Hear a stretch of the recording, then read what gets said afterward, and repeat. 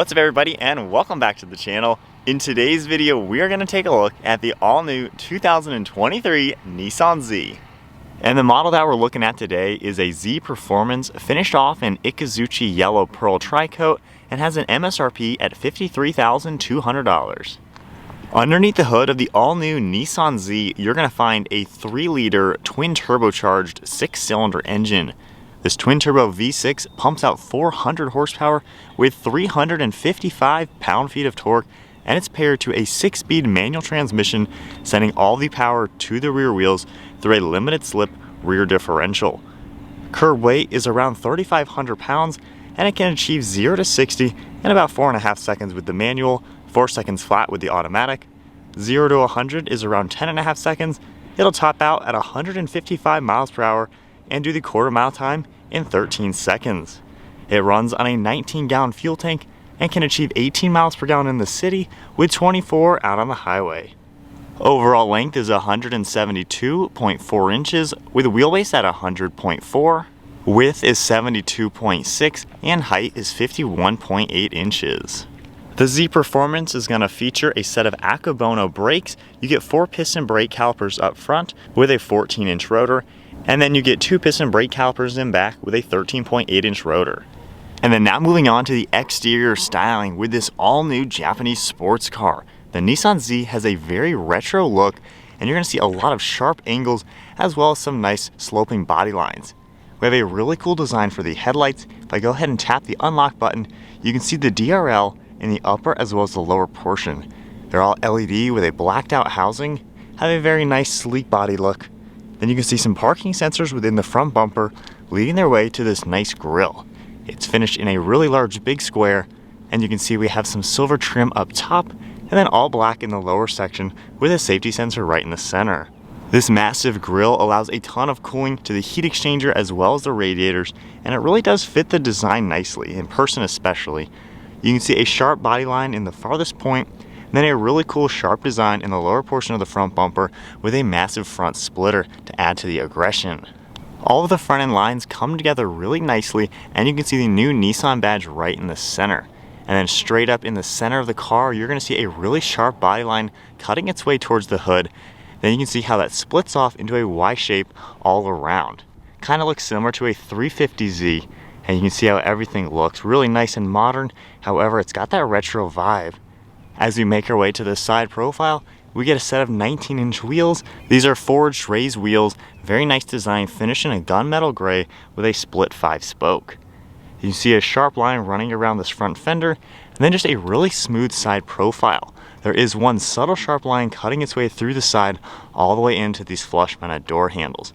You can see how they are body color, very nicely flush with the bodywork. Then we have a gloss black mirror cap with an LED turn signal all integrated. And then we have the gloss black roof. Has a really cool design, especially with this silver trim piece. The roof has a very unique design finished off in the gloss black. It really does do a great job splitting it off from the bodywork just to give it some more aggression. You can see that silver trim piece towards the back with a new Z badge.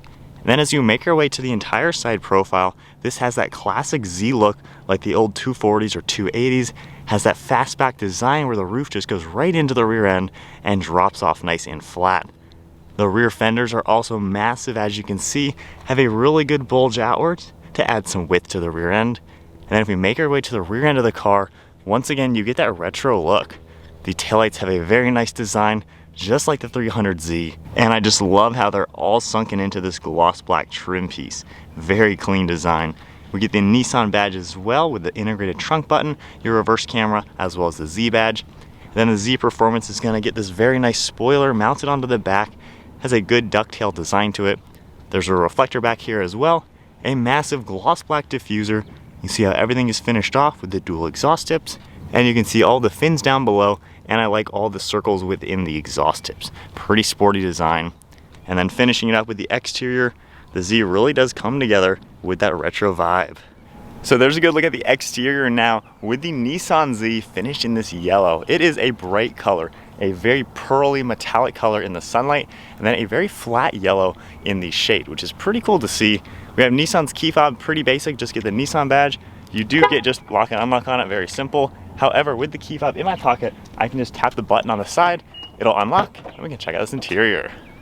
This particular Spec is gonna get a graphite interior with the leather trim seats along with some micro suede. The door panel is finished off in black. We get all plastic around it, then the insert has the micro suede as well as the smooth leather. You can see your lock and unlock with mirror controls and window controls, grab panels up top with your air vent, then you see your grab handle. We have a Bose audio sound system as well as a little bit of storage space, and then this car gets the aluminum and illuminated door sill with your Z badge. We get manual controls on the side of the seat. These dials you can just spin to raise and lower the front and the back of the bottom of the seat. Then you can see the smooth black leather, all the black micro suede with some perforated design, and then all of your power controls are on the inside of the seat for forwards, back, as well as recline. You can see how all that material goes all the way up these backrests, has a pretty sharp design, and then we get a round black leather steering wheel. And then now inside, keeping my foot on the clutch, we can go ahead and fire it up.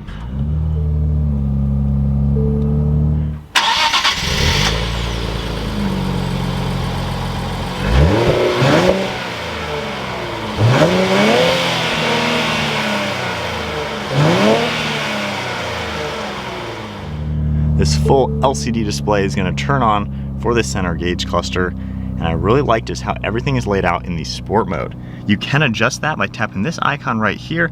If you click the change meter icon, we can go into a normal view now, which gives you a pretty traditional layout for the gauges. And then going back into that, we can also go into this enhanced view, which is going to be great if you're going to be using navigation. You can have a much larger screen right in the center. However, of course, the sport one is the coolest one for this car, just really fits with the entire performance setting. On the left side, you can scroll up and down and see a G meter. You have an upshift indicator you can adjust, also have tire pressure and a boost gauge. Then you can see some vitals in the far right for all the engine temperature and more things like that. If we do go into one of the other screens, you can get a lot more information that'll come up in the center. I can tap OK and change the tire pressure. I can also back out of here and continue over left and right into all sorts of different information. This is pretty typical for most new Nissans. So you can see all sorts of information for home screen, you know, some information like that. We also get settings that will come up. You can view all sorts of different things that you can adjust within this car. Then you can also continue over. You have safety settings for cruise control, lane keeping, all that, Sirius XM, and then navigation will pop up as well. If we take a look at the actual steering wheel now, we get your Z badge right in the center, all this piano black trim. You have volume controls on this left side as well as your track buttons, and then on the right side we get your cruise control as well as the forward pacing and some Bluetooth controls. On the right side we get all of your windshield wiper controls, and then to the left we have your headlights as well as turn signal. Traction control button is on the left side of the steering wheel. Then you can see just a pretty nice layout for the dashboard. I especially love how we still get analog gauges just like the old Zs. We have a boost gauge as well as RPM for the turbo, and then a battery indicator. All finished off in some black material with more of this black leather running on the lower portion of the dash. Two air vents are right in the center, and then taking a look at the infotainment screen. This main screen right now has a few things on it, and then you can continue over, see more information like that. Of course, it is all touchscreen. We have your phone integration you can play with, a back button, you have information, you can adjust all sorts of settings within the car. We have your menu button, of course, map connections, and then more settings. So a lot of information is within the screen. You also get some physical shortcuts down below to, of course, go into everything much quicker. If we just tap the camera icon now, you have a few different settings you can adjust. Then, of course, if I push this down and go into reverse, you can see our backup camera. Pretty decent graphics on it, and I do like how you get the guidelines. Then going back into neutral, underneath that we have all of your climate controls, just like the old 370. We have your temperature right in the center with your restart button, then your fan speed over on the far left, and then all of your different zones on the right, along with defrosters. We have a little bit of storage down below with two USB ports, engine start stop button, then your sport mode button. All this is going to do when you tap it, you can see the S next to the neutral logo. That is just how you turn on the rev matching. Then I can just press the button and turn that back off. We have our 6-speed manual shifter, really nice design. I love the round shift knob, pretty nice to play with, and of course we have a nice black leather shift boot.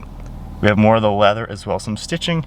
Then right in the center, we have your heated seat buttons, a trunk button, as well as one of the cup holders.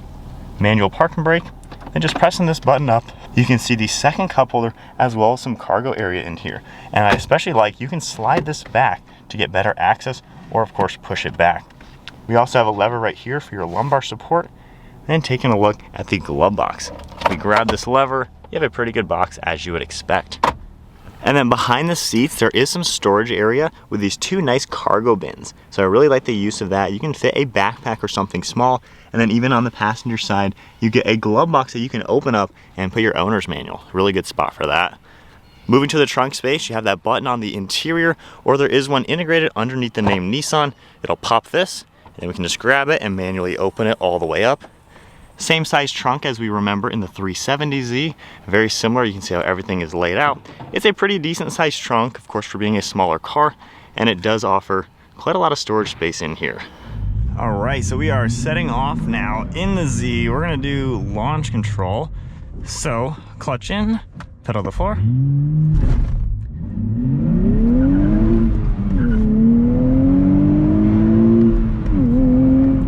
Honestly, I wouldn't say launch control works that well. It kind of like drops the clutch basically when you take your foot off the clutch, and it, I don't know, it doesn't really do that much. It doesn't just like give you acceleration. So launch control is all right. However, driving this with the 6-speed is a lot of fun. There is so much acceleration. Above 4,000, this thing pulls. It genuinely is fun. So much fun. The manual is so the way that this car should come. It is just awesome to drive. The throws are pretty good. I could see a short throw shifter in the future of one of these cars. It would definitely tighten it up a little bit, but really easy to play with the gears. The rev matching works pretty well. And the clutch pedal gives you enough feedback to where it's not heavy, but it gives you feedback to where you know what you're doing, and it just feels really good. So fun driving. This thing is so much fun. I cannot get enough of the stick shift in it. Man. And the power, there is so much power. This feels so much quicker than in the automatic. I am loving that aspect. It is just a blast. Turning circle, being rear wheel drive, I mean, pretty tight as you would expect. And then getting back up to some speed. The gears are tall enough to where you don't just like redline first gear instantly, and then second gear will hit like 65 miles an hour. So pretty good gear ratios to where you can play with it. You can use it in one gear.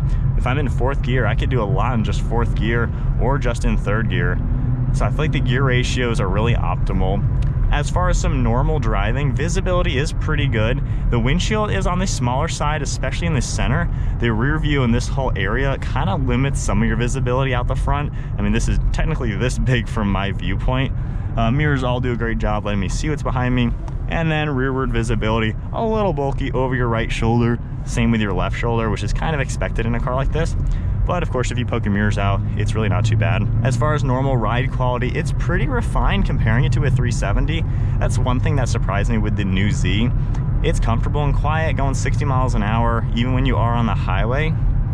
I mean, it's a pretty refined car for being, you know, what it is, for being a sports car like this. So it's a car that you can actually genuinely drive day to day, you know, highway cruising, use your cruise control, and just kind of relax when you're in it.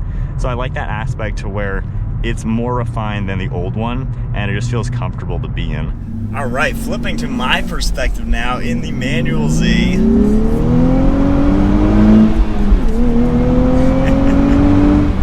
It pulls really hard. I love the acceleration. It's so linear and so smooth.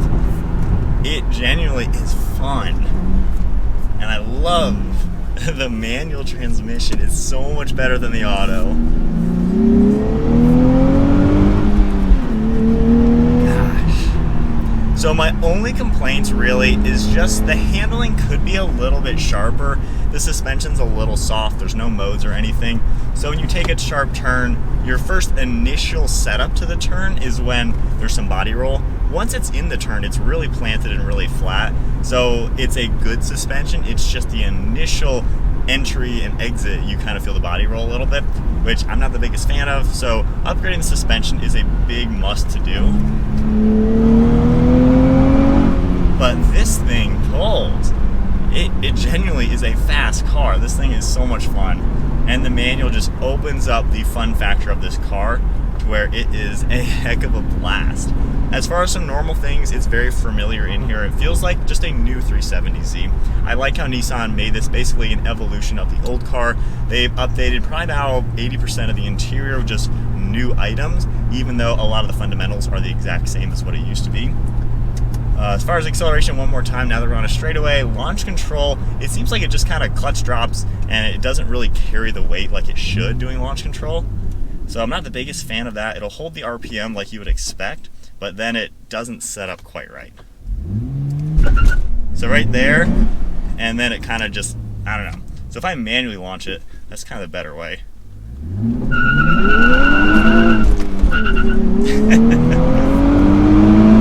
Alright, well, it can do a burnout. Gosh. Oh, this is a fun car. I feel like when I drove the automatic, I was trying too hard to make it feel like it was so much of a fun car. It's a fun car, it's just, when you compare other automatic sports cars like the Supra is way better. This one though, with the manual, this completely shatters both of them, and the fun factor is totally there. It just needs some extra handling characteristics, and it needs more character, I think. Like the exhaust sound, the engine sound is boring, quite honestly. There's no good exhaust sound to it. It doesn't sound good. And what you do hear is just pipe through the speakers, the exhaust. When you put your windows down, you don't hear anything. So this is going to be a car that's going to crave modifications, which is what I'll be doing when I buy my own car, when Nissan actually gets them available. But this is going to be a car that modified is going to really wake up. We've already seen one shop, bigger turbos on this, makes over 600 wheel horsepower. Stock turbos, this makes mid 500s at the wheels. My Supra made 450 at the wheels, full bolt-ons. So this car actually has potential to make more power than the Supra, which I don't think people were thinking that was going to happen. But it is definitely a really nicely balanced car. I think it's comfortable enough in here. It's roomy, you know, you have quite a lot of storage. The cubbies behind the seats are super practical. I have my camera bag sitting there right now and a jacket behind the seat. And it is a pretty useful car. Trunk's pretty big as well.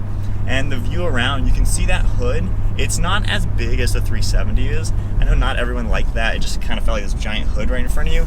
This one feels a little bit more slimmed down, even though it does weigh more. So then ending thoughts with the 2023 Nissan Z. I am way more excited about the car now that I've driven it with the proper transmission. This is the car to get for sure. It is fun. It is fast. And it craves upgrades. This is going to be a tuner car person's dream, quite honestly. I think they are kind of saving quite a lot for the Nismo. I'm sure that one is going to have a way better suspension, a better stance setup, and a better sounding exhaust and a little more power. So I think the drawbacks I'm finding with the performance is definitely because the Nismo will probably come out late next year. Which is, I'll plan to buy the Performance whenever I can and then trade that in for the Nismo, because I think the Nismo is going to be the one that really fits my taste. But man, it is a very well done car. I like it a lot. So much more fun than the automatic, like so much better. I think that is then it for the 2023 manual transmission Nissan Z. If you guys enjoyed today's video, give it a thumbs up. Hit that subscribe button. Stay tuned for plenty more content about this car. I'll have this for a week, and then I have 15 videos already on the channel from an automatic that we had for a week. So check those out. And then hopefully within the next few months, I'll be taking delivery of my own manual transmission Performance Z, and I'll be modifying that, really seeing what that car's capable of. Anyways, that is it. Hope you enjoyed the video. I'll see you guys in the next video.